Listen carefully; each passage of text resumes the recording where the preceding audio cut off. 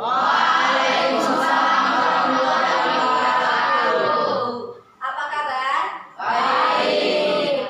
Oke. Jadi hari ini kegiatan kita adalah membuat keyakinan kelas ya. Jadi keyakinan kelas yang kita buat itu dulu kita kenal dengan peraturan Kelas. Tapi sekarang kita ubah peraturan kelas menjadi keyakinan kelas ya. Hal-hal yang harus kita yakini, yang harus kita percaya bahwa apa yang kita lakukan itu berdampak positif bagi diri Kita.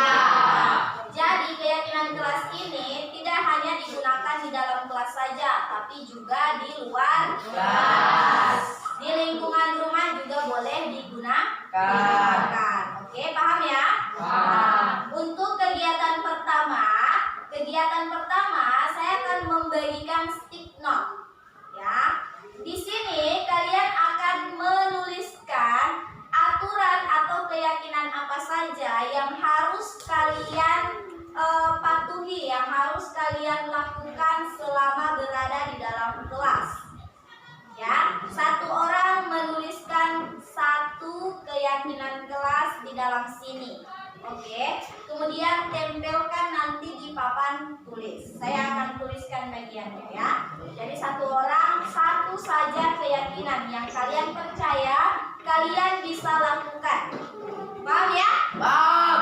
Contoh satu keyakinan yaitu tepat waktu datang ke sekolah. Ya, yang seperti itu. Paham ya? Ya. Oke, saya bagikan.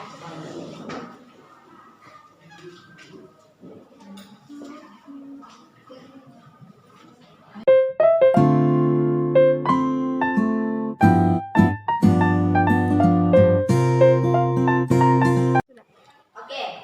Nah, setelah kalian menuliskan satu keyakinan kelas yang menurut kalian harus diyakini dan diterapkan di dalam kelas, silahkan tempelkan keyakinan kelas kalian di papan tulis satu persatu ya. Satu persatu. Oke, silahkan Upi.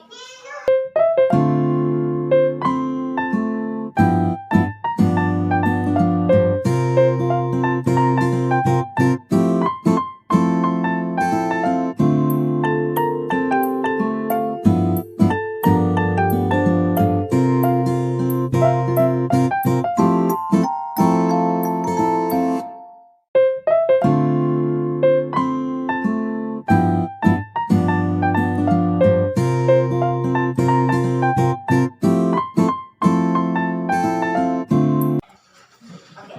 Nah, jadi keyakinan kelas yang kalian buat ini, ketika ada yang sama kita akan eliminasi satu. Jadi kita akan memilih keyakinan kelas yang tepat. Kalau misalnya keyakinan kelasnya walaupun berbeda kata tapi berbeda kalimat tapi maksudnya sama, tetap kita ambil cuma dijadikan satu. Ya, oke, satu orang bantu saya untuk mengeliminasi. Kalian satu-satu ya. Jangan merusak barang di sekolah. Masuk akal tidak? Masuk. Oke, masuk. Kita ambil. Mengerjakan tugas piket tepat waktu.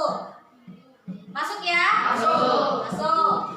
Saat guru tidak masuk di kelas, kita sebagai siswa harus belajar mandiri. Masuk. Masuk. Tunjukkan prestasi. Masuk. Masuk ya. Masuk. Dalam artian kalian harus aktif di dalam kelas. Kemudian harus mengerjakan piket di kelas. Ini sama dengan ini ya? Sama. Oke, dieliminasi. Pegang dana. Setiap guru masuk kita harus hargai. Masuk ya? Masuk. Oke. Tidak mengeluarkan baju ketika berada di lingkungan sekolah. Masuk. Menjawab dan melaksanakan piket kelas. Sama. Sama ya?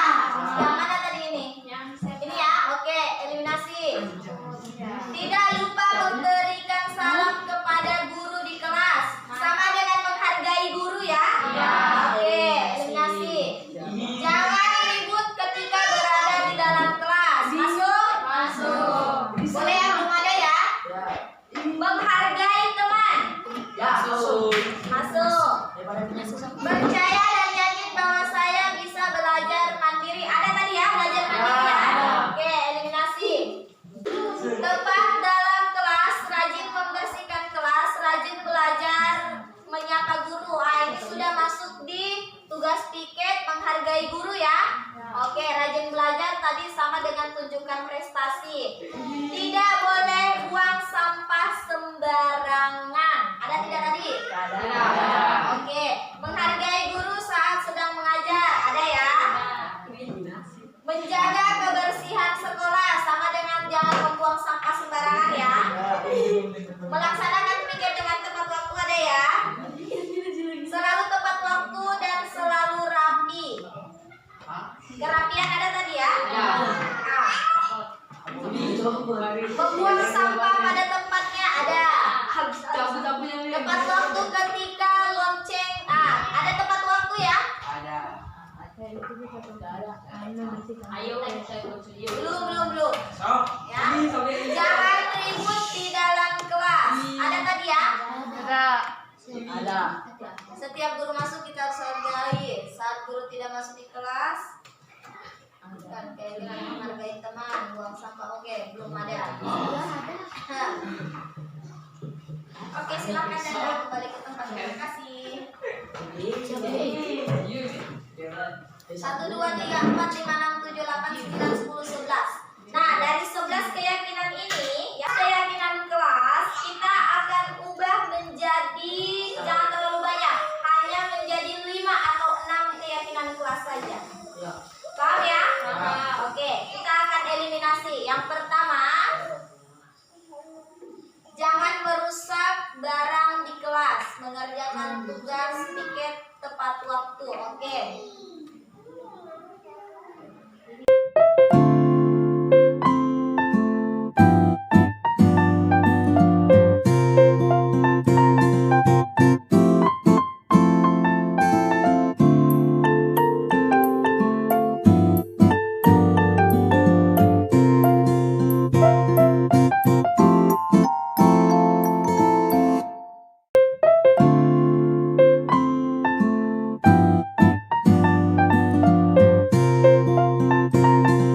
Jadi ada 6 keyakinan kelas berdasarkan hasil diskusi kita. Ya, jadi yang pertama tidak boleh membuang sampah sembarangan. Kemudian tepat waktu mengerjakan piket. Ya, kalian bisa melakukan hal ini. Ya, belajar mandiri. Jadi kalau tidak ada guru, kalian harus belajar mandiri. Yang kedua, tidak mengeluarkan baju ketika berada di lingkungan sekolah. Ya. Kemudian selanjutnya aktif di dalam kelas. Aktif dalam artian kalian harus belajar dengan semangat ya. Kemudian saling menolong sesama teman dan yang terakhir menghargai dan menghormati guru. Oke. Dari ke-6 ya. 1, 2, 3, 4, 5, 7. Dari 7 keyakinan kelas yang telah kita buat, ada tidak keyakinan kelas yang kalimatnya menggunakan kata tidak? Ada. Yang mana? Tidak boleh membuang sembarangan. Jangan. Tidak juga kita berada di lingkungan sekolah. Oke, kira-kira kalau kalian mau mengubah kalimat ini menjadi kalimat positif, hilangkan kata tidaknya. Boleh membuang sampah.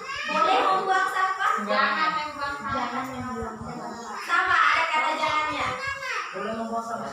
Kalau boleh membuang sampah sembarangan berarti boleh sembarangan dibuang. Boleh membuang sampah di tempat boleh. Menaruh sampah. Ambil ininya saja, membuang sampah pada tempatnya. Oke, kita ubah ya. Jadi ini membuang sampah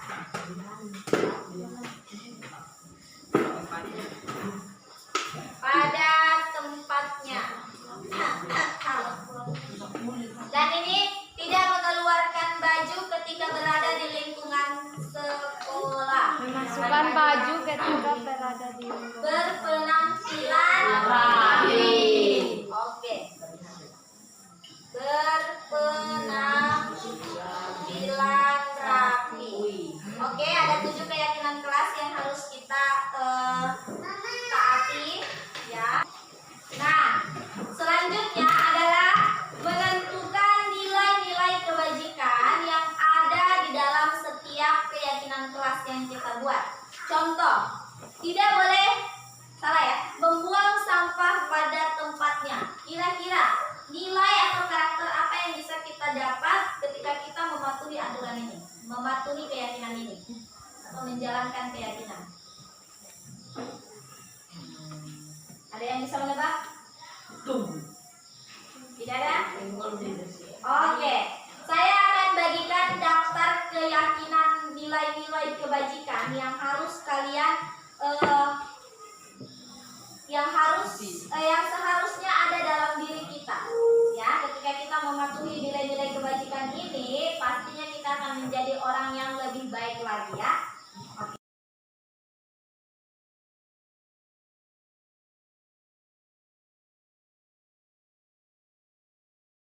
Oke, dari daftar nilai-nilai kebajikan yang kalian pegang, 7 keyakinan kelas yang kita punya, kalian cari nilai kebajikan apa yang terdapat dalam keyakinan kelas ini.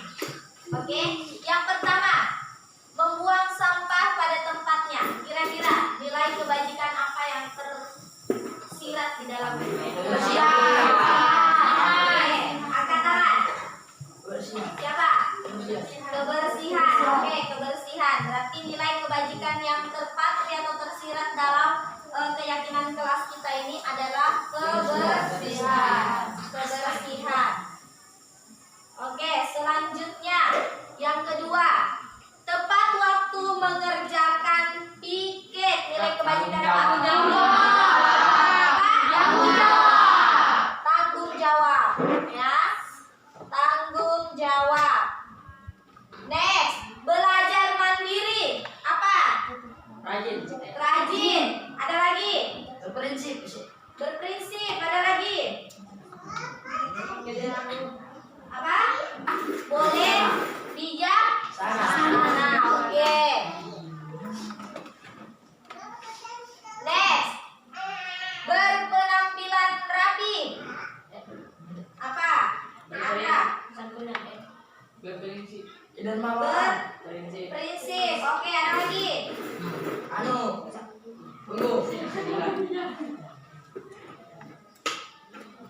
Yang di belakang ada juga ya, Kalian boleh pilih yang di belakang. Pengertian, berpenampilan rapi apa? Penampilan rapi, kira-kira itu nilai kebajikan yang bisa kita tersirat dalam Kreatif. itu. Bisa ya, keteraturan ya. Bisa, keteraturan. Next, aktif di dalam kelas. Jadi jangan lihat ini ya, ini juga boleh. Ya. Apa? Andra?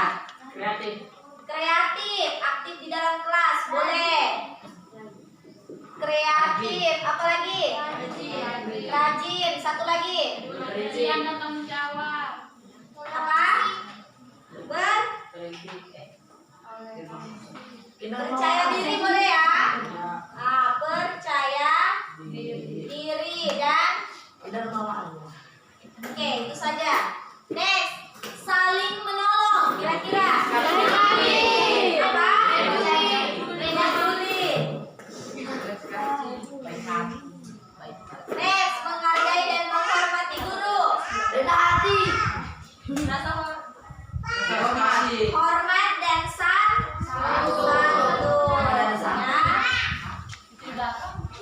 Hormat dan santun. Nah, dari ketujuh keyakinan kelas kita sudah menentukan nilai-nilai kebajikan apa yang tersirat di dalamnya. Jadi ketika kita melakukan atau melaksanakan keyakinan kelas kita ini, maka yang tercermin dalam diri kita adalah kebersihan, tanggung jawab, bijaksana, keteraturan, kreatif, rajin, percaya diri, peduli, hormat, dan santun. Paham ya? Paham. Jadi bagaimana kalian melaksanakan keyakinan kelas, maka dalam diri kalian sudah terpatri, sudah ada nilai-nilai kebajikan yang seharusnya memang ada di dalam diri seseorang. Nah, bukan cuma di sekolah, tapi di lingkungan luar sekolah juga kalian harus menerapkan hal ini. Oke? Dari 7 keyakinan kelas, kita akan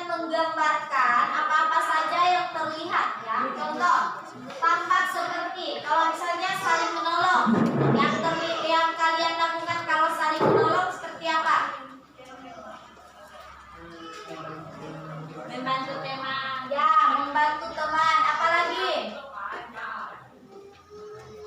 Sedekah. Boleh ya? Satu. Kalau tidak tampak seperti, selanjutnya menghargai dan menghormati guru. Tampak seperti apa yang biasanya kalian lihat? Memberi salam. Memberi salam. Tidak tampak seperti tidak mendengarkan guru ketika bicara. Iya. Tidak mendengarkan guru. Oke. Selanjutnya, membuang sampah pada tempatnya. Yang dilakukan, yang kalian lihat. Ngambil sampah yang berserakan. Oke, ngambil sampah yang berserakan.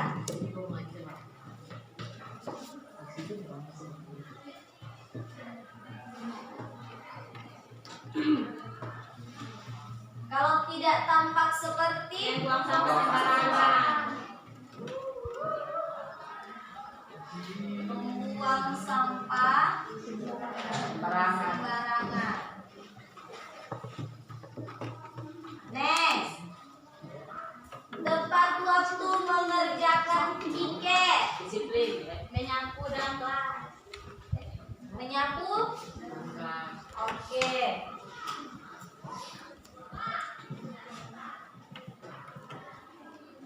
Nah, tidak tampak bagaimana? Tidak melaksanakan piket. Tidak melaksanakan piket. Next, belajar mandiri. Nah, Mengerjakan tugas. oke, belajar dan mengerjakan tugas. Ya, apa saja.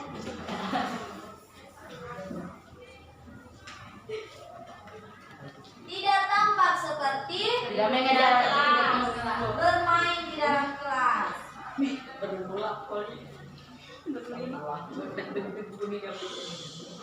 Oke, selanjutnya berpenampilan rapi.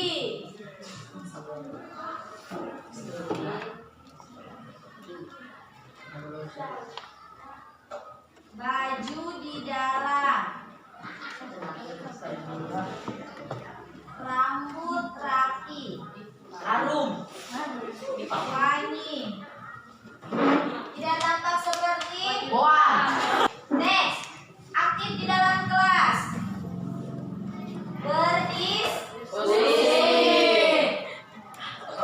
Berdiskusi, apalagi bertanya. Kemudian menjawab. Ya. Nah, tidak tampak seperti Yang menjawab di sekolah. diam, Tidur. melamun, tidur. Banyak yang begini rapi. Ya. Oke? Nah, ini dimaksud dengan tabel T. Nah, ini mengajarkan kalian bahwa keyakinan kelas kita seharusnya yang tampak seperti ini, tapi tidak tampak seperti itu. Nah, jangan diikuti yang ini, tapi ikuti yang ini. Paham ya? Oke. Kegiatan yang kita saling menolong yang terdengar seperti apa? Apa yang biasa kalian ucapkan ketika kalian ingin saling membantu teman? Assalamualaikum. Peduli. Baik. Kan? Tidak begini. Kata-kata yang misalnya kalian mau menolong Ini saya tolong. apa? Ini saya. Boleh saya tolong? Harus saya bantu. Misalkan. Boleh saya tolong? Boleh saya bantu? Kemudian kalau menghargai dan menghormati guru. Kalau tadi yang terlihat adalah berperilaku mengucapkan salam. Bagaimana caranya? Selamat pagi, Selamat Pak. Bu. Selamat pagi Pak. Itu yang terdengar ya. Waalaikumsalam. Selamat pagi Bu. Selamat pagi Pak. Kemudian dan aktif di dalam kelas. Kabur ya. Aktif di dalam kelas. Kalau berdiskusi apa yang biasa kalian sebutkan? Berbicara. Berbicara apa yang kalian Buku. Tugas. Saya misalnya. Oke, aktif. Saya Bu, saya Pak, ya kan? Saya Pak, saya Bu. Ayo kita diskusi. Bagaimana ini Bu? Kalau dia bertanya, saya Pak, saya tahu jawabannya. Nah, itu yang seperti yang didengar. Oke, paham ya? Oke, sekarang kita akan menentukan tugasnya guru dan bukan tugasnya guru, tugasnya siswa dan bukan tugasnya siswa. Oke, tugasnya guru di antara keyakinan kelas kita di sini. Ya, satu saja. Apa yang bisa kalian telah amati? Kira-kira di antara keyakinan kelas yang bisa kalian lihat tugasnya guru apa saja dalam Membuang sampah. apa? Mengajar. Apalagi? Penjelasan. Sama. Memberi penjelasan. Membuang Apalagi? sampah pada tempat. Memberi tanggung jawab. Ada ya.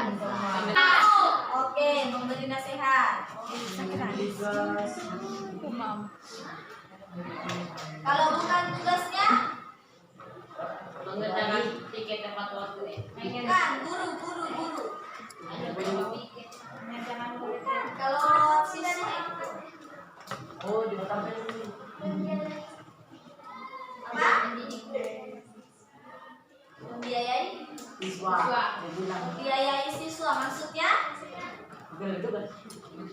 Oh, bukan tugasnya guru membiayai siswa. Ya. Oke, tugasnya siapa? Orang tua.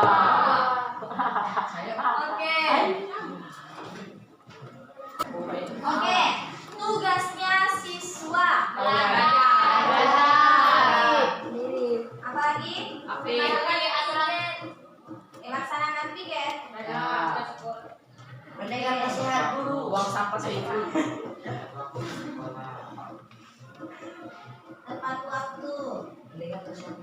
Membuang sampah pada tempatnya. Kalau masuk. Kalau bukan tugasnya siswa, ngawuran. Bolos. Apalagi? Bolos. Apalagi? Merokok. Merokok. Narkoba. Jadi kamu orang banyak Narkoba dan miras. Oke. Ya. Jadi, oke, dengarkan. Jadi, semua yang kita bahas sekarang adalah bagaimana kalian bisa mengikuti keyakinan kelas yang telah kita buat. Ya. Jadi seperti apa kalian nanti ketika kalian berhasil mematuhi keyakinan kelas kalian adalah kalian akan menjadi orang yang peduli sesama teman, orang yang saling dan menghormati dan santun kepada orang lain. Kemudian kalian akan menjadi orang yang memiliki kebersihan tingkat tinggi, maksudnya rapi, bersih ya. Kemudian tanggung jawab. Kalau kalian bisa mengerjakan piket dengan tepat waktu tanpa ditegur, berarti kalian memiliki sikap tanggung jawab. Kemudian bijaksana. Kalau belajar mandiri, tidak ada guru, kalian belajar mandiri atau langsung ke perpustakaan, berarti kalian bijaksana dalam memanfaatkan waktu kalian. Kalau misalnya berpenampilan rapi, yang akan kalian tanamkan nilai kebajikan dalam diri kalian adalah keteraturan, taat aturan sekolah. Dan yang terakhir adalah kreatif, rajin, percaya diri, yaitu ketika kalian aktif di dalam kelas. Ya. Setelah kita mendiskusikan tentang kegiatan atau keyakinan kelas yang telah kita buat, memang akan sediakan bahan untuk kalian agar kalian membuat keyakinan kelas ini terpajang di dalam kelas sehingga setiap waktu mengingatkan kalian untuk menjadi orang yang lebih baik. Oke, di sini ada bahan. Yang pertama kertas karton ya. Di sini kalian akan menempelkan keyakinan kelas yang sudah kita buat. Ada 4 warna. Kalian bisa pilih warna apa saja untuk ketujuh keyakinan kelas yang telah kita buat. Dia pegang apa? Ya, ada 1, 2, 3, 4, 5, 6, 7. Ada 7 keyakinan kelas. Kalian tuliskan di sini. Ini potongan kertasnya, ini kan segi 4. Kalau kalian mau buat yang lebih baik, mau dibuat segitiga, mau dibuat jajar genjang, tabung, terserah, mau bunga terserah. Setelah itu kalian tempelkan di sini. Ini kan dia lebar ya. Kalau memang terlalu lebar kalian bagi dua saja. Ya, kemudian ini kalian tempel. Ingat yang kalian tulis bukan peraturan kelas, tapi keyakinan kelas. Jadi tulisnya keyakinan kelas 8A. Itulah tadi kegiatan kita dalam menentukan keyakinan kelas yang akan kita yakini dan kita jalankan dari hari ini sampai seterusnya, ya, sampai kita lulus. Atau mungkin ini bisa kalian aplikasikan di luar lingkungan sekolah juga ya, di rumah, atau mungkin juga kalian bisa bawa sampai ke SMA. Itu boleh, ya. Jadi ingat ketika kalian mengaplikasikan keyakinan kelas kita, maka kalian akan menjadi orang yang Sukses. Peduli, hormat dan santun, kebersihan, tanggung jawab, kebijaksanaan, keteraturan, kreatif, rajin, percaya diri. Nah, jadi kalian akan mencerminkan itu semua. Oke? Itu saja untuk hari ini. Assalamualaikum warahmatullahi wabarakatuh. Waalaikumsalam warahmatullahi wabarakatuh.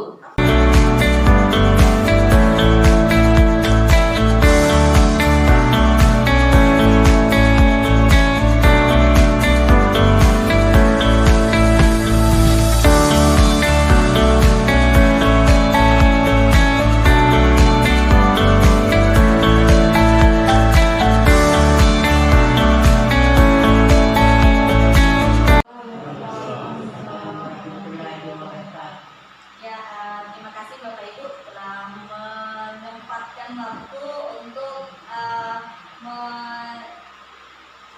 menghadiri sesi diseminasi modul 1.4 budaya positif. Jadi di program kami calon guru penggerak ada materi tentang bagaimana menerapkan budaya positif di sekolah. Nah, ini adalah sebagai salah satu bentuk aksi nyata, yaitu melakukan sesi berbagi, menyebarkan pemahaman dan penerapan pengalaman budaya positif. Nah, baik, saya akan mulai presentasinya. Nah, sebelum menerapkan budaya positif di sekolah, di lingkungan sekolah maupun di lingkungan kelas dan lingkungan tempat tinggal siswa dan juga siswa, ada beberapa hal yang harus dipahami, yaitu yang pertama perubahan paradigma belajar, kemudian disiplin positif, di mana kita harus memahami bagaimana itu disiplin positif, kemudian yaitu motivasi perilaku manusia, kemudian kebutuhan dasar, posisi kontrol, restitusi, keyakinan sekolah atau keyakinan kelas. Keyakinan sekolah atau kelas ini biasanya dia peraturan kelas dan peraturan sekolah. Saya kira kita punya, cuman dia bahasanya pakai peraturan sekolah. Kalau di Merdeka Belajar dia sudah menggunakan keyakinan kelas atau keyakinan sekolah. Dan yang terakhir yaitu segitiga restitusi. Baik Bapak Ibu, saya akan menjelaskan satu persatu. Ya, perubahan paradigma belajar. Jadi perubahan paradigma yang dimaksud adalah perubahan cara pandang dan berpikir tentang sekolah dan murid-murid yang harus selalu mendapat keberpihakan maksimal. Jadi maksudnya perubahan paradigma belajar itu bagaimana kita sebagai pendidik itu tujuan utama kita hanyalah satu, yaitu murid, murid, dan murid. Kemudian didukung oleh tokoh pendidikan kita, Ki Hajar Dewantara secara eksplisit mengatakan untuk menerapkan disiplin positif, di mana ada kemerdekaan, disitulah harus ada disiplin yang kuat. Sungguh pun disiplin itu bersifat self-disiplin, yaitu kita sendiri yang mewajibkan kita dengan sekeras-kerasnya, tetapi itu sama saja. Sebab jikalau kita tidak cakap melakukan self-disiplin, wajiblah penguasa lain mendisiplin diri kita, dan peraturan demikian itulah yang harus ada di dalam suasana yang merdeka. Jadi kita harus mengubah paradigma belajar kita bahwa motivasi yang timbul untuk melakukan disiplin positif pada siswa haruslah motivasi dari dalam diri mereka sendiri atau motivasi intrinsik. Nah, teori kontrol menurut Dr. William Glasser. Jadi teori kontrol ini menggambarkan tentang bagaimana seseorang mengontrol orang lain. Jadi selama ini kalau kita berpikiran bahwa guru itu mengontrol murid, sebenarnya itu adalah ilusi. Kemudian kita juga biasa berpikir bahwa kritik dan membuat murid-murid merasa bersalah dapat menguatkan karakter, sebenarnya itu adalah ilusi. Dan bahwa semua penguatan positif, efektif, dan bermanfaat serta orang dewasa memiliki hak untuk memaksa, sebenarnya itu hanyalah ilusi kita saja. Hal-hal ini tidak bisa diberikan langsung kepada siswa. Ini dia hanya sebagai stimulus respon, seperti itu. Jadi pemahaman terbaru yang harus kita ketahui tentang teori kontrol yaitu berasal dari Stephen R. Covey. Ya, stimulus respon, realitas kebutuhan kita sama. Jadi terkadang orang berpikir apa yang kita butuhkan itu sama dengan kebutuhan orang lain. Tapi sebenarnya menurut teori kontrol, realitas kebutuhan kita berbeda-beda. Kemudian, stimulus respon itu semua orang melihat hal yang sama. Apa yang kita lihat, kita pikir sama dengan apa yang siswa lihat. Tapi menurut teori kontrol itu, setiap orang memiliki gambaran yang berbeda-beda. Yang selanjutnya itu kita mencoba mengubah orang agar berpandangan sama dengan kita. Tapi menurut teori kontrol, kita berusaha memahami pandangan orang lain tentang dunia. Jadi awalnya kita memaksa orang atau menyuruh orang berpendapat sama dengan kita. Tapi seharusnya kita yang berusaha memahami bahwa pandangan orang lain itu seperti apa tentang dunia. Kemudian mari kita menyamakan persepsi bersama-sama. Dan yang selanjutnya itu perilaku buruk dilihat sebagai suatu kesalahan. Jadi terkadang seseorang melakukan kesalahan bukan berarti itu adalah perilaku buruk. Pasti ada sesuatu yang melatar belakanginya. Berdasarkan teori kontrol itu semua perilaku memiliki tujuan. Jadi kita tidak selalu mau menjudge anak-anak melakukan kesalahan karena dia bodoh, karena dia nakal, tidak. Tapi kita berpikir bahwa dia berperilaku seperti itu karena ada tujuan tertentu. Selanjutnya itu orang lain bisa mengontrol saya. Kita berpikir bahwa orang lain bisa mengontrol kita, tapi sebenarnya menurut teori kontrol hanya Anda yang bisa mengontrol diri Anda. Dan selanjutnya, pemaksaan ada pada saat bujukan gagal. Tapi menurut teori kontrol, kolaborasi dan konsensus menciptakan pilihan-pilihan baru. Kemudian stimulus respon itu model berpikir menang dan kalah. Sedangkan menurut teori kontrol, model berpikir menang, tidak ada kalah.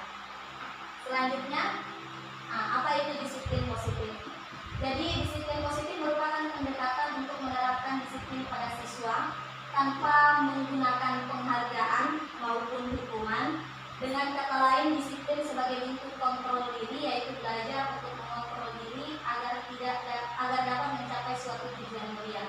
Tujuan mulia yang dimaksud adalah siswa mencerminkan nilai-nilai kebajikan yang diyakininya.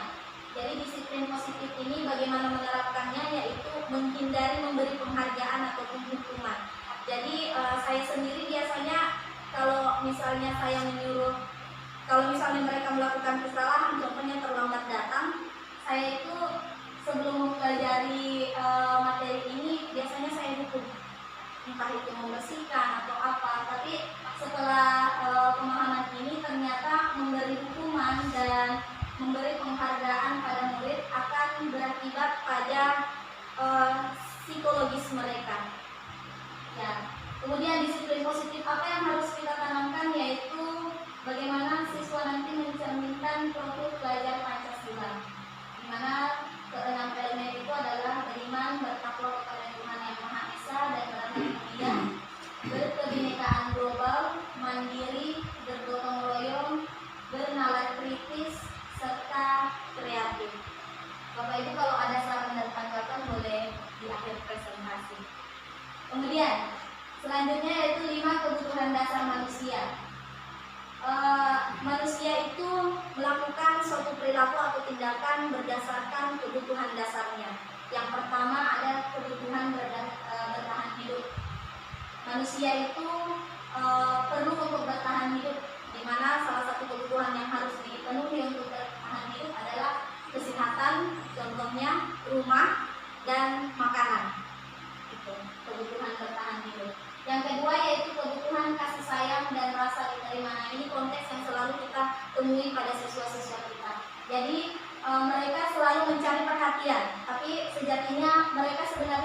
kasih sayang. Jadi kebutuhan akan hubungan dan koneksi sosial, dan kebutuhan memberi dan menerima kasih sayang. Dan selanjutnya itu kebutuhan penguasaan, keinginan untuk diakui atas kemampuan atau prestasi. Jadi siswa-siswa kadang kalau saya biasanya dapatnya di lapangan, di kelas, kalau mereka saya melakukan kegiatan games atau seperti apa, baru pertemuan kemarin saya tidak memberi mereka hadiah, karena setelah saya mempelajari ini ternyata hadiah hanya membuat mereka semangat pada saat ada hadiah saja, tapi kalau tidak ada hadiah mereka tidak semangat lagi. Nah, itu yang pemahaman saya tentang penguasaan. Kemudian kebutuhan kebebasan, kebutuhan akan kemandirian, memiliki pilihan dan mampu mengendalikan arah hidup orang lain, serta kebutuhan kesenangan, kebutuhan untuk mencari kesenangan, bermain dan tertawa. Nah, ini juga nyata di siswa-siswa kita, yaitu kebutuhan kesenangan. Jadi walaupun kita sudah menjelaskan panjang lebar, tapi masih ada saja yang ketawa ketiwi, cerita-cerita, berarti mereka itu kebutuhan yang tidak terpenuhi adalah kebutuhan bermainnya, kebutuhan kesenangannya. Oke, selanjutnya, nah ada 3 motivasi perilaku manusia. Motivasi perilaku manusia ini yaitu hal yang memotivasi manusia berperilaku. Yang pertama yaitu untuk menghindari ketidaknyamanan atau hukuman. Nah, itu masih motivasi yang berasal dari luar. Jadi terkadang siswa-siswa itu melakukan kegiatan atau melakukan kejahatan karena mereka takut dihukum, takut dapat teguran atau merasa tidak nyaman. Makanya mereka berlaku seperti itu atau bertindak seperti itu. Kemudian untuk mendapatkan imbalan atau penghargaan dari orang lain.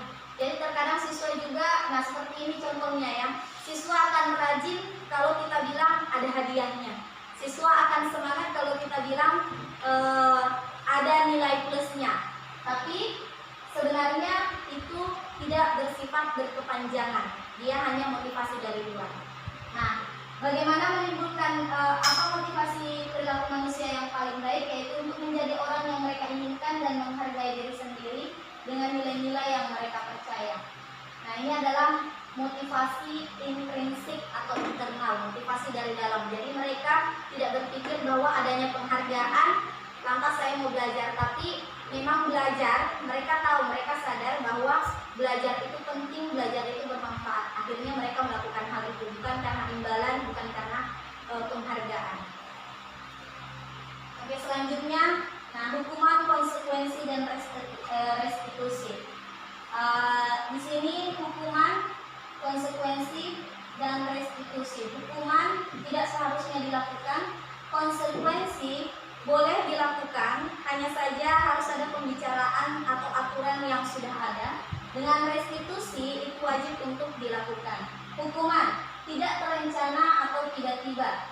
Kemudian kedua, murid tidak tahu apa yang akan terjadi atau tidak dilibatkan. Kemudian yang ketiga, bersifat satu arah, dan yang keempat berupa hukuman fisik dan psikis.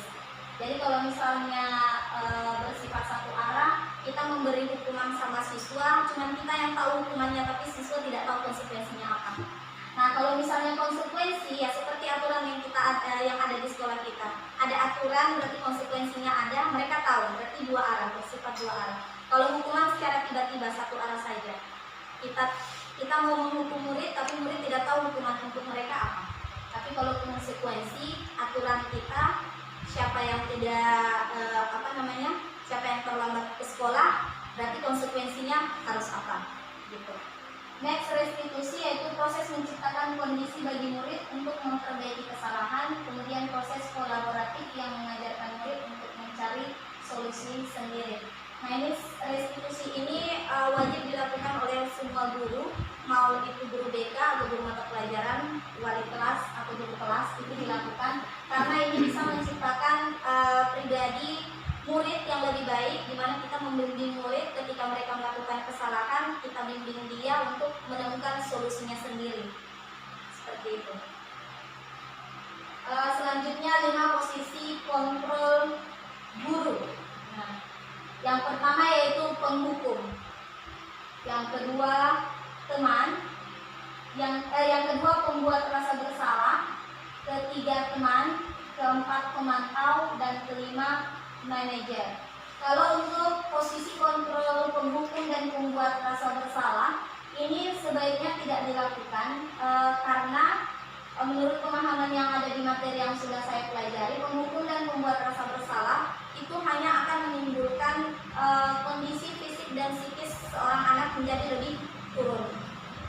Kalau membuat rasa bersalah, contoh kalau misalnya anak lagi belajar, kemudian saya menjelaskan, terus dia bermain, saya tegur, ayolah, kenapa bermain terus? Tidak kasihan sama ibu. Nah, itu membuat rasa bersalah. Kata-kata yang membuat anak-anak menjadi merasa bersalah, tapi seharusnya tidak seharusnya dilakukan. Nah, kedua posisi ini membawa anak-anak ke posisi tidak berhasil nantinya. Sedangkan teman, pemantau, dan manajer, teman dan pemantau itu sudah, kalau di sini saya lihat yang sudah berhasil membawa anak-anak pada posisi berhasil sebagai teman itu saya rasa Pak Wandi. Pak Wandi kalau saya lihat dia sudah bisa membawa anak-anak menjadi teman, tapi dia juga kadang menjadi pemantau gitu. Nah, kalau seperti itu saya rasa ya rata-rata anak-anak saya lihat mereka lebih bersemangat belajar IPA walaupun rumusnya sulit. Kadang saya mau masuk kelas mereka masih sibuk tulis tugas gitu. Boleh dikatakan Pak Wandi berhasil seperti itu. Selanjutnya contoh penerapan 5 posisi kontrol. Jadi ini contoh-contohnya. Kalau penghukum ya kalimatnya seperti ini. Kalau Bapak Ibu baca, terlambat lagi, pasti terlambat lagi. Selalu dalam terlambat, kapan bisa datang tepat waktu? Tidak memberikan solusi, tidak mencari alasan kenapa anak datang terlambat. Kalau pembuat rasa bersalah, adik kamu ini bagaimana? Kamu sudah berjanji dengan ibu tidak akan terlambat lagi. Kamu kenapa ya? Senang sekali mengecewakan ibu. Tidak memberi solusi, tidak juga mencari sumber masalahnya di mana. Siapa tahu anak datang terlambat karena mungkin dia bantu orang tuanya menjual atau apa gitu, begadang. Tapi kalau misalnya memang kesalahannya begadang ikut dero ya mungkin kita akan kasih solusi yang baik. Kemudian teman, adik ayolah bagaimana sih kamu? Kemarin kamu sudah janji ke bapak bukan? Kenapa terlambat lagi? Sambil tertawa ringan. Nah ini kondisinya tidak membuat anak-anak tegang, tapi justru merasa dirinya diperhatikan, merasa bersahabat dengan anak-anak. Kemudian pemantau. Nah ini tadi pemantau ada konsekuensi, ada aturan, ketika dilanggar ada konsekuensinya. Jadi siswa tahu kalau kita melanggar aturan ini yang akan kita dapat. Dan yang terakhir adalah manajer. Nah manajer ini nanti akan ada video tentang penerapan segitiga restitusi. Nah keyakinan sekolah. Membuat keyakinan sekolah atau kelas merupakan salah satu hal yang dilakukan untuk menciptakan budaya positif di lingkungan sekolah. Keyakinan sekolah atau kelas berisi tentang nilai-nilai kebajikan universal yang disepakati oleh seluruh warga sekolah secara tersirat dan tersurat dan diterapkan di lingkungan sekolah. Nah kemarin saya sudah melakukan aksi nyata keyakinan kelas di kelas 8A. Jadi di kelas 7A kita sudah buat peraturan kelas, tapi di kelas 8A saya ubah menjadi keyakinan kelas. Keyakinan kelas itu kita buat, tapi setiap keyakinan kita cari nilai-nilai kebajikan. Jadi kalau misalnya anak-anak dia buat keyakinan kelas harus berpakaian rapi, keyakinan nilai-nilai kebajikan apa yang ada di dalamnya. Nah mereka akan bilang nilai-nilai kebajikan yang terkandung itu adalah kita berpakaiannya menarik, kemudian kita menjadi orang yang lebih disiplin. Seperti itu nilai-nilai kebajikan yang tercantum. Jadi ada juga yang mereka membuat keyakinan kelas itu satu-satu. Kemarin mereka membuat keyakinan kelas yang mereka buat yaitu saling menolong teman. Jadi saya tanya keyakinan kelas yang kamu buat itu nilai-nilai kebajikan atau apa yang tersirat dalam keyakinan kelas yang kalian buat. Jadi mereka bilang kalau kita saling menolong berarti kita bisa menjadi orang yang lebih bisa menghargai orang lain. Seperti itu. Ya, segitiga restitusi. Nah, ini tahapan segitiga restitusi dilakukan dalam posisi seorang guru sebagai manajer. Ada 3 tahapan inti dalam segitiga restitusi, yaitu menstabilkan identitas, validasi tindakan yang salah, dan menanyakan keyakinan. Segitiga restitusi dilakukan untuk membimbing siswa dalam menemukan solusi dari masalah yang dihadapi. Kegiatan ini membawa murid menjadi lebih mandiri dan bertanggung jawab dalam menemukan solusi atas kesalahan atau masalah yang dihadapi. Menstabilkan identitas, kemudian validasi tindakan, dan menanyakan keyakinan. Jadi menstabilkan identitas itu ketika anak berbuat salah, kemudian mereka datang kepada kita, kita menanyakan apa yang terjadi, kenapa, lalu apa yang terjadi dalam kelas, apa yang kamu lakukan. Nah, itu menstabilkan identitas. Karena kadang anak-anak kalau misalnya mereka berbuat salah, mereka datang pasti takut atau merasa marah atau bagaimana. Jadi kita stabilkan dulu supaya emosinya itu turun. Kemudian validasi tindakan. Setelah melakukan menstabilkan identitas, kita memvalidasi tindakannya.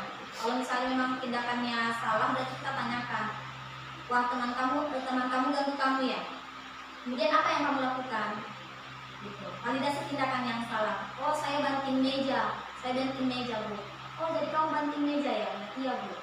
Jadi kalau misalnya dia bilang begitu, kita jawab, oke, saya juga pasti pernah merasa marah, dan pasti kalau saya diejek seperti itu, saya juga akan marah. Nah, saya akan menanyakan keyakinan kelas, tapi apakah tindakan membanting meja dalam kelas adalah merupakan salah satu keyakinan kelas kita? Nah, contohnya kalau dalam keyakinan kelas ada menjaga barang-barang sekolah, menjaga kelas, seperti itu. Jadi kalau misalnya memang dia salah, dia akan mengungkapkan bahwa oh, saya melanggar keyakinan kelas dalam menjaga lingkungan sekolah ini. Kita angkat nilai-nilai kebajikannya apa? Kira-kira nilai-nilai kebajikan yang tidak kamu cerminkan apa seperti itu. Jadi kita menuntun siswa, setelah itu kita menuntun siswa untuk menemukan solusinya sendiri. Menanyakan kira-kira solusi dari kamu apa, supaya kamu bisa bertanggung jawab atas tindakan kamu ini. Nah, seperti itu. Mungkin ada tanggapan atau saran dari Bapak Ibu? Kesempatan yang diberikan, pertama saya mengapresiasi dari Ibu Nur Wahidah telah melakukan presentasi modul 1.4. Jadi melihat 5 kebutuhan dasar manusia, kalau kita kaitkan dengan peserta didiknya kita yang ada di SMP Negeri 1 Buku Selatan ini, saya lebih berfokus pada yang pertama, yaitu kasih sayang dan rasa diterima. Kalau kita lihat kondisi siswanya kita di SMP Negeri 1 Buku Selatan ini, itu sebagian besar itu rata-rata dari siswa dan siswi yang orang tuanya korban perceraian. Olehnya itu mungkin rasa kasih sayang dan rasa diterima ini, kadang ada siswa yang berbuat pelanggaran, mungkin itu pada dasarnya dia hanya ingin diperhatikan. Betul tadi yang disampaikan oleh Ibu Ida, bahwasanya di dalam memberikan efek jera mungkin atau hukuman itu lebih dikesampingkan, lebih diutamakan untuk mengayomi, lebih seperti itu. Apalagi mengingat siswa-siswanya kita ini kondisinya memang butuh kasih sayang yang selama ini dia cari dari orang tuanya, itu ternyata tidak ada, karena kebanyakan yang tadi saya sudah sebutkan korban dari perceraian. Oleh itu, dengan presentasi yang Ibu Ida sampaikan ini, setidaknya menambah wawasan kami sebagai seorang guru untuk kedepannya lebih berfokus pada bagaimana pemenuhan kebutuhan dasarnya siswa, sehingga tercipta generasi emas Indonesia yang kita idam-idamkan. Saya kira itu. Terima kasih. Assalamualaikum warahmatullahi wabarakatuh. Terima kasih Pak umumnya kita temukan pada siswa di SMP Negeri 1 Boselang. Terima kasih. Assalamualaikum warahmatullahi wabarakatuh. Bapak Ibu yang saya hormati, ya, setelah mendengarkan paparan dari salah satu rekan kita, yaitu Ibu Nur Wahidah sebagai calon guru penggerak, dalam hal ini mempresentasikan berbagi budaya positif. Ya, jadi ada beberapa hal yang sudah kita saksikan sesuai dengan penjelasan-penjelasan yang ada. Nah, ini juga akan menjadi panduan bagi kita sebagai seorang guru, ya, di dalam menjalankan tugas kita sehari-hari, terutama di sekolah, ya. Sesuai dengan inti permasalahan yang sebenarnya, jadi budaya positif itu mungkin juga bisa saya tambahkan sebagai seorang guru itu, anak-anak itu pasti meniru apa yang dia lihat pada gurunya. Ya. Jadi semaksimal mungkin sebagai seorang guru itu selalu memberikan perilaku, tutur kata yang bersifat sopan santun itu kepada anak-anak sehingga anak-anak meniru. Ya. Kemudian barangkali juga ini perlu untuk menjadi pengetahuan untuk kita bersama bahwa selama ini kayaknya di dunia pendidikannya kita ada trias pendidikan yang sudah mulai hilang, yang seolah-olah ini pendidikan ini selalu dibebankan kepada sekolah, terutama kita sebagai tenaga pendidik. Di dunia formal itu anak-anak itu mereka belajar dulu di lingkungan keluarganya, mereka akan mencontoh bagaimana perilaku hidup yang ada di dalam lingkungan keluarga, terutama ayah, ibu maupun saudara-saudaranya. Ya. Jadi ini yang perlu kita perhatikan juga. Kemudian yang berikutnya di masyarakat. Ya. Sekalipun kita di sekolah mendidik siswanya kita semaksimal mungkin, semua tenaga upaya kita lakukan dengan berbagai macam pengalaman-pengalaman yang kita dapatkan selama pelatihan, kemudian kita berikan kepada anak-anak itu. Tentunya kalau tidak kita memperhatikan di lingkungan sekitar atau di lingkungan masyarakat, ya tentunya kita di dunia pendidikan itu banyak mengalami hambatan, karena siswa itu atau pada dasarnya semua manusia pasti akan dipengaruhi oleh lingkungan sekitar di mana kita berada. Ya. Ya, makanya sekolah ini kalau yang sekarang itu lebih difokuskan dari semua teori-teori yang ada itu. Ini hanya pemahaman saya, karena memang saya lihat sudah mulai berkurang ini bahwa penekanan pendidikan itu seharusnya dari keluarga, kemudian masyarakat, kemudian sekolah, sehingga tercipta kerjasama yang baik di antara ketiganya ini, sehingga menghasilkan output yang kita keluarkan dari sekolah itu siswa-siswa yang memiliki kualitas, ya, siswa yang baik, siswa yang berhasil. Ya, tentunya dengan apa yang sudah disampaikan tadi, tanpa mengesampingkan kebutuhan dasar kita sebagai manusia itu, tentunya akan dipengaruhi ketiga faktor itu: lingkungan keluarga, lingkungan masyarakat, dan lingkungan sekolah itu sendiri. Ya, jadi jangan kita di dunia pendidikan itu selalu berfokus bahwa untuk menciptakan siswa yang baik, yang berhasil, itu semata-mata hanya dibuat atau dididik di sekolah itu sendiri. Ya, harusnya kita kerjasama ketiga elemen ini, ya, keluarga, masyarakat, dan sekolah. Ya, jadi barangkali itu saja untuk sementara. Mudah-mudahan nanti ke depannya kita masih akan mendapatkan inspirasi-inspirasi baik dari teman-teman kita selaku CGP ataupun teman-teman yang sudah menjadi guru penggerak yang ada di lingkungan sekitar kita.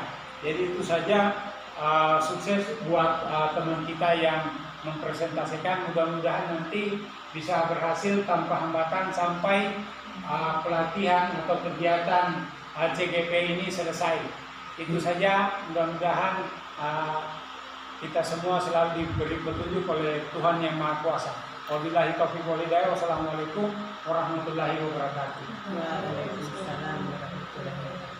Saran dari kepala sekolah, kemudian anggapannya juga, saya hanya akan menambahkan sedikit. Jadi ketika mengaplikasikan budaya positif di sekolah, saya setuju dengan kata-katanya Bapak Kepala Sekolah. Kita harus berkolaborasi dengan baik dengan lingkungan keluarga khususnya dan juga ke masyarakat. Karena pada dasarnya memang anak-anak itu sudah terbentuk dari awal, itu dari keluarganya. Bagaimana apa yang mereka lihat di keluarga, itu juga yang akan mereka tunjukkan di lingkungan masyarakat maupun di lingkungan sekolah. Jadi mudah-mudahan bagaimana kita sebagai seorang guru bisa mengaplikasikan budaya positif atau menunjukkan, memberi teladan budaya positif kepada anak-anak kita. Apa yang salah pada diri mereka kita perbaiki, apa yang salah yang mereka lihat dari keluarga maupun masyarakat kita luruskan, kita ayomi, kita contohkan yang baik, sehingga kedepannya ketika keluarga mereka memberikan contoh yang memang salah, atau di masyarakat mereka temukan sesuatu hal yang berbeda dengan apa yang kita berikan, maka dengan sendirinya mereka akan berpikir bahwa oh ini yang salah, saya tidak bisa lagi bertindak seperti ini, karena nilai-nilai yang diajarkan dari guru-guru saya di sekolah adalah seperti ini. Jadi semoga kita semua di guru-guru SMP Negeri 1 Bogor Selatan bisa berusaha berkolaborasi dengan keluarga dan masyarakat, menimbulkan atau menanamkan budaya positif dengan cara menanamkan motivasi intrinsik. Bagaimana menanamkan budaya positif dalam diri siswa sehingga mereka bisa berbuat dan berperilaku berdasarkan dengan kepercayaan dan nilai-nilai kebajikan yang mereka percaya. Baik, saya rasa itu tanggapan saya dan kesimpulan dari presentasi saya pada siang hari ini tentang pemahaman dan penerapan budaya positif di SMP Negeri 1 Bogor Selatan. Terima kasih atas partisipasi dari Bapak Kepala Sekolah serta Bapak Ibu Guru yang sudah menyempatkan waktu pada siang hari ini mendengar dan menyimak presentasi saya. Saya akhiri. Wassalamualaikum warahmatullahi wabarakatuh. Waalaikumsalam.